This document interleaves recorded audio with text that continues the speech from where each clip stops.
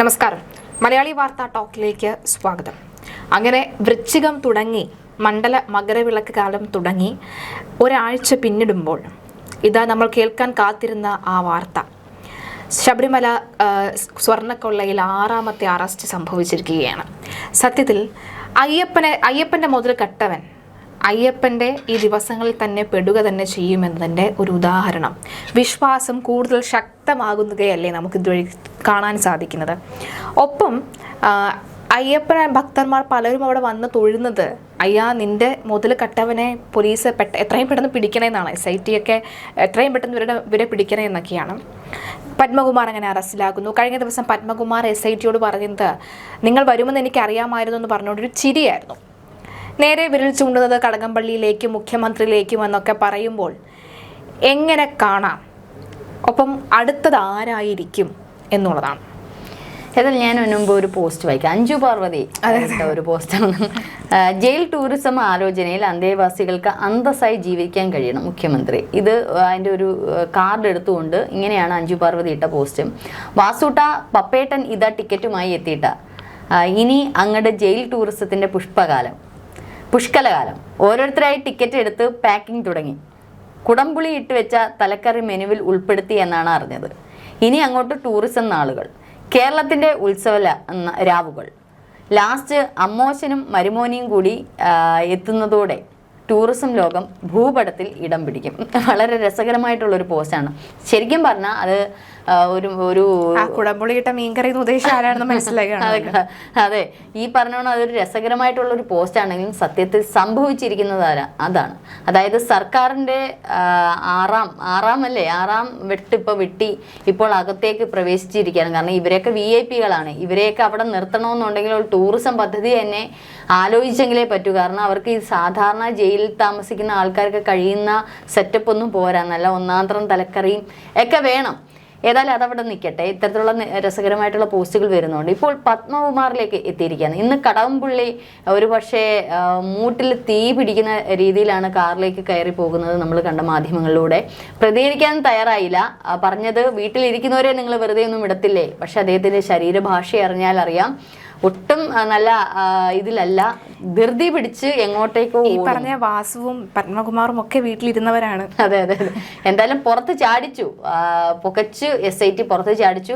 ഇതിനോടൊപ്പം തന്നെ ഇനിയിപ്പോൾ കടകംപള്ളിയിലേക്ക് തിരിഞ്ഞിരിക്കുകയാണ്. കാരണം പത്മകുമാർ പറഞ്ഞിരിക്കുന്ന ഒരു കാര്യമുണ്ട്. കത്ത് പോറ്റിയെ സ്പോൺസർഷിപ്പിന് കൊടുക്കാനുള്ള കത്ത് പോറ്റി എഴുതിയത് കടകംപള്ളി മന്ത്രിക്കാണ് എന്നുള്ളത്.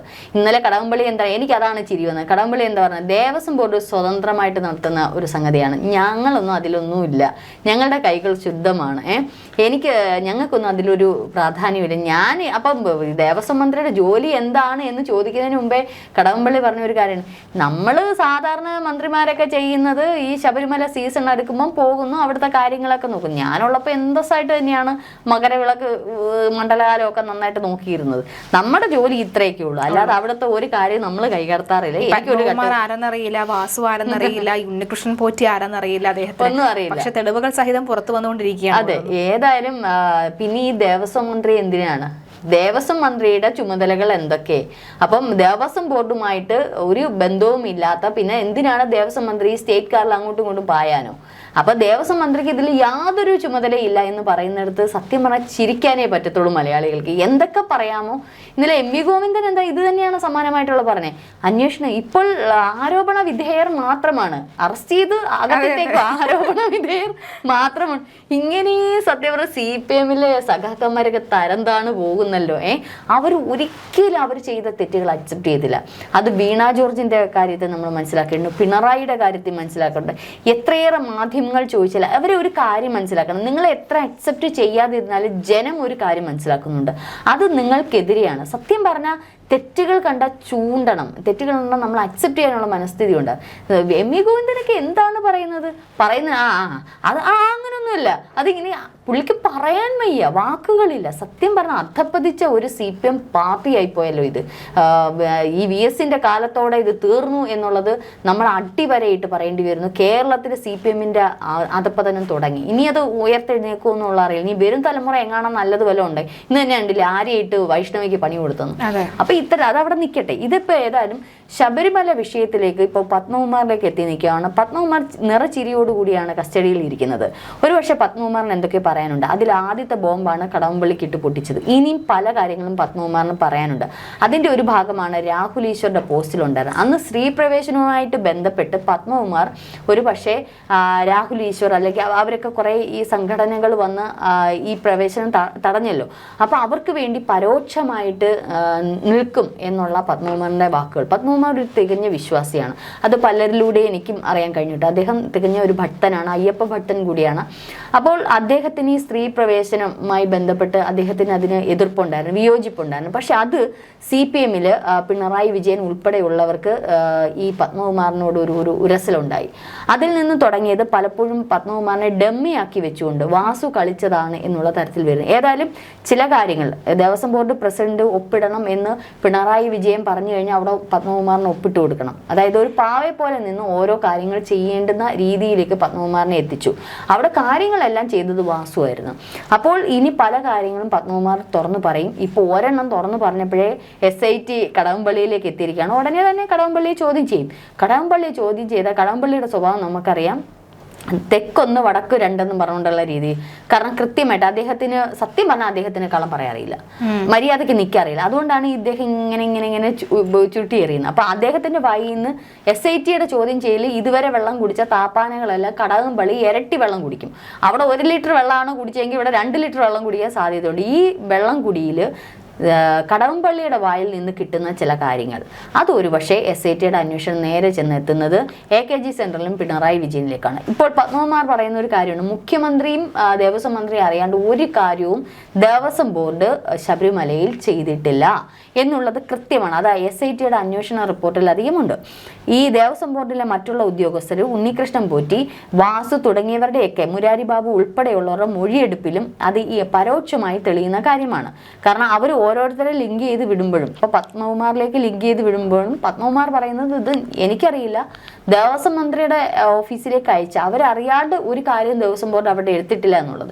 ഇത് തീർത്തും ശരി തന്നെയാണ്. ഒരിക്കൽ പോലും AKG സെന്റർ വിചാരിച്ചിട്ടുണ്ടായിരുന്നില്ല, CPM വിചാരിച്ചിട്ടുണ്ടായിട്ടില്ല ഇങ്ങനെ തങ്ങളിലേക്ക് തിരിയുമെന്നും ശബരിമല വിഷയം ഇത്രയും രൂക്ഷമാകുമെന്നുള്ളത്. അതായത് ഈ SIT അതുപോലെ തന്നെ ഹൈക്കോടതിയൊക്കെ തന്നെ ഈ ഒരു വിഷയത്തിൽ എടുത്തിരിക്കുന്ന ഒരു നിലപാട് ഉള്ളതുകൊണ്ട് തന്നെ ആയിരിക്കണം SITയുടെ ഈ ഒരു നീക്കത്തെ ഒരുപാട് കാര്യങ്ങളൊന്നും അറിയാൻ സാധിക്കുന്നില്ല. ഒരു പക്ഷേ ഇവർ നേരിട്ട് ഹൈക്കോടതിയെ അല്ലെങ്കിൽ കോടതിയിൽ റിപ്പോർട്ട് സമർപ്പിക്കുന്നത് കൊണ്ടായിരിക്കണം ഒരു തരത്തിലും ഒരു പഴുത് കിട്ടുന്നില്ല. മുമ്പ് ഇപ്പോൾ ED അന്വേഷണം പോലും പലയിടങ്ങളിൽ പാളിപ്പോകുന്ന സാഹചര്യം ഉണ്ടാകുന്നു. മാത്രമല്ല ദിവസങ്ങളോളം നീണ്ടു നിൽക്കുന്ന EDയുടെ ആദ്യ അറസ്റ്റ് ഉണ്ടാകാനൊക്കെ തന്നെ ഒരു വിഷയം വന്നു കഴിഞ്ഞാൽ കുറേ നാളുകൾ എടുക്കേണ്ട ഒരു സാഹചര്യമാണ്. മലയാളികൾ കണ്ടിട്ടുള്ളതിൽ വെച്ച് ഇപ്പോൾ ഏറ്റവും കൂടുതൽ ഫാസ്റ്റ് ആൻഡ് ഫ്യൂരിയസ് ആയിട്ട് ഇപ്പോൾ ഓരോ ആഴ്ചയിലും ഓരോ അറസ്റ്റ് ഒരു വിഷയത്തിൽ ഉണ്ടാകുന്നത് ശബരിമല വിഷയത്തിൽ തന്നെയാണ്, SITയുടെ അന്വേഷണത്തിൽ തന്നെയാണ്. അതുകൊണ്ട് തന്നെയാണ് ഈ ഒരു തരത്തിലുള്ള പഴുതില്ലാത്തത് കൊണ്ടായിരിക്കണമല്ലോ ഈ കടകംപള്ളി അടക്കമുള്ളവർ ഇപ്പോൾ ഭയക്കുന്നത്.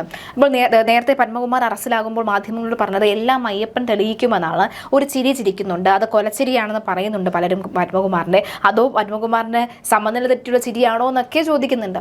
പക്ഷേ എന്നിരുന്നാലും ഇനിയുള്ള വമ്പന്മാർ എന്ന് പറയുന്നത് കടകംപള്ളി, മുഖ്യമന്ത്രി പിണറായി. ഇതിനപ്പുറത്തേക്ക് ഇനി ആരെങ്കിലും ഉണ്ടോ എന്ന് ചോദിച്ചു കഴിഞ്ഞാൽ ക്വസ്റ്റ്യൻ മാർക്ക് തന്നെയാണ്. ഇല്ല, അതിനപ്പുറത്ത് പിന്നെ ആരും ഇനി ഇതിനെ പൂർണ്ണമായും ഹൈജാക്ക് ചെയ്യുന്ന തരത്തിലൊരു ബിസിനസ് മാഗ്നറ്റോ അങ്ങനെ എന്തെങ്കിലും. ഈ ലാവ്ലിൻ കേസ്, മാസപ്പടി ഇതൊക്കെ വന്നപ്പോൾ ജനങ്ങൾക്കൊരു വിശ്വാസം ഉണ്ടായിരുന്നു കോടതിയിൽ.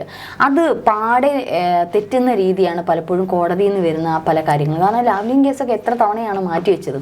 ഇപ്പം മാസപ്പടി തന്നെ ഇപ്പം അതിച്ചിരി മുറുകി വരുന്നുണ്ട്. അപ്പം അതൊക്കെ എത്ര തവണകളാണ് മാറ്റിവെക്കുന്നത്. ഒരു പക്ഷേ സാധാരണ ജനങ്ങൾ വിചാരിക്കുന്ന ഒരു കാര്യമുണ്ട്, അങ്ങനെയെങ്കിൽ ഇത്രയും വലിയ കേസുകൾ ഇത്രയും വലിയ രാഷ്ട്രീയക്കാരൻ നടത്തിയിട്ട് പോലും കോടതിയുടെ വിധികൾ ഇങ്ങനെയാണെങ്കിൽ സാധാരണക്കാരൻ്റെ അവസ്ഥ എന്ത് എന്നുള്ളത്.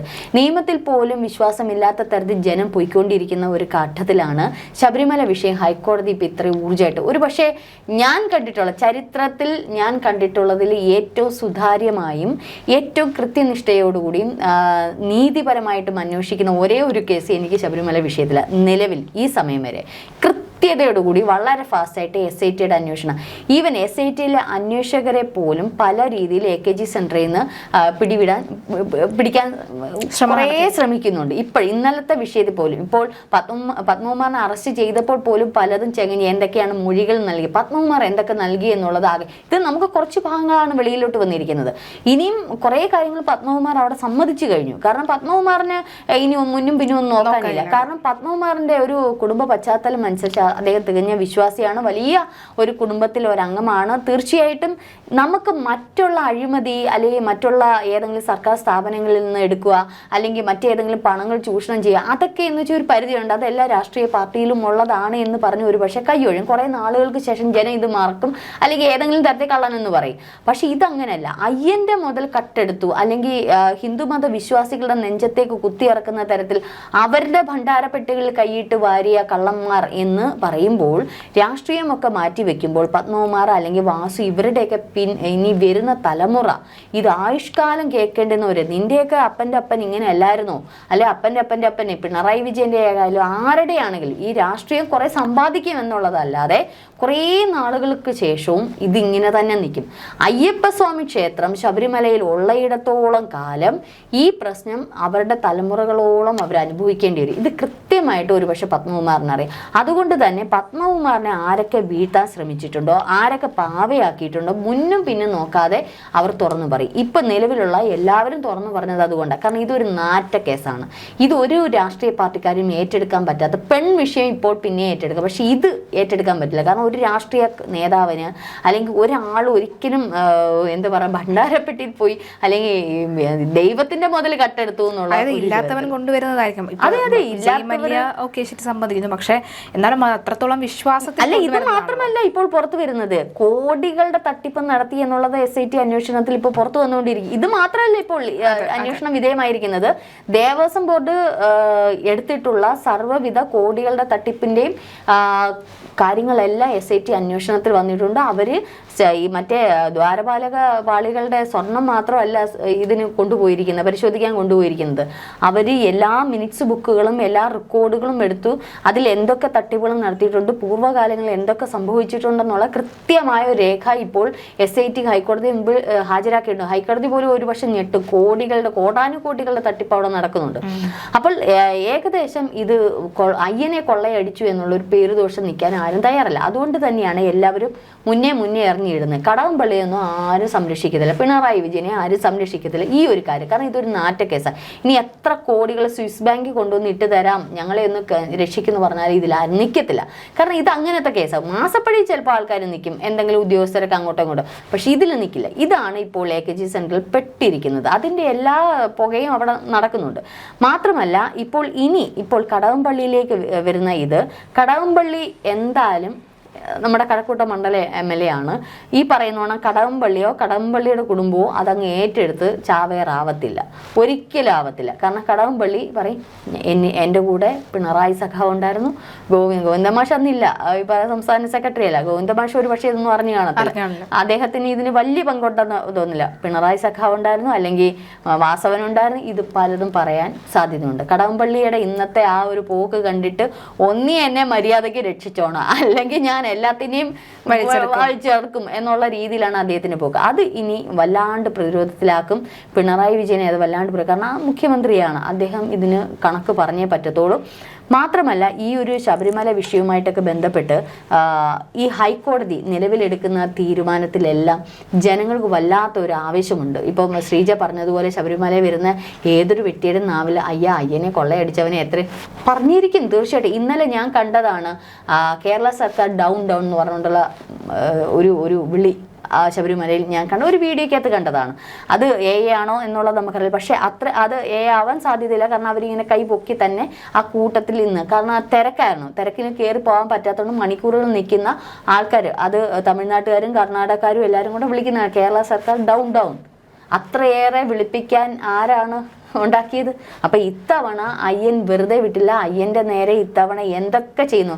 2 ദിവസം ഭക്തജനങ്ങൾ അനുഭവിച്ചതിന് ഇരട്ടിയായിട്ട് ഇപ്പോൾ പത്മകുമാർ വഴി ഇപ്പൊ കിട്ടിക്കൊണ്ടിരിക്കുക. വാലും ചുരുട്ടി ഓടിക്കൊണ്ടിരിക്കുക. ഇന്ന് വാസവന് ശബരിമല എത്തുന്നു. ഇപ്പോൾ ഉദ്യോഗതല യോഗത്തിന്. ഇത് നേരത്തെ ചെയ്യാമായിരുന്നല്ലോ.